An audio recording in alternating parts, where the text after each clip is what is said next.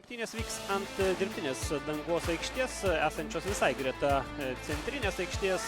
Raginio driblingas. Labai graži kombinacija. Mickevičius baudos aikštelėje ir niekas neuždaro šio puikaus perdavimo. Pinė Hegelman B.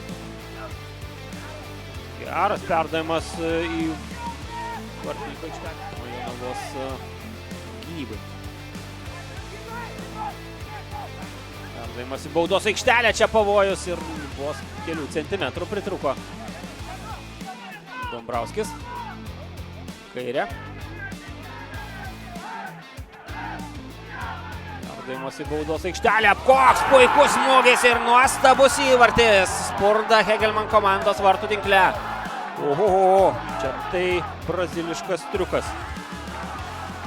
Nikas Benevičius akrobatiniu šuoliu pasiekė kamuolį ir smeigia įvartį į Hegelman, kurias atveria spaudimo savo aikštės pusėje. Hegelman B, jonaviečių išpolis, Ganusauskas, Genevičiui. Kad tęsiasi, smūgis į vartus, virš vartų skrieja kamuolys, priims Panevėžio dublerius.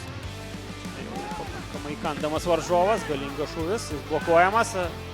Hegelman ataka tęsiasi.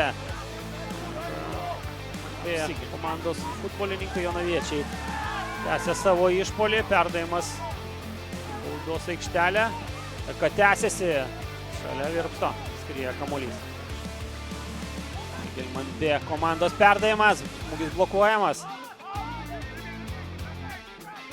Prašo ramybės dabar savo auklėtinių Hegelman B komandos trenerių štabas ir Hegelman B komandos žaidėjai atsako savo įvarčiu.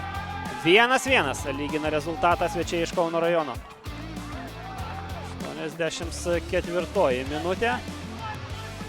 Kūrėsi, jeigu ne 100% progas, tai bent jau tikrai gausybė kampinių kėlė. Čia pavojinga situacija, smūgis greta Virpsto.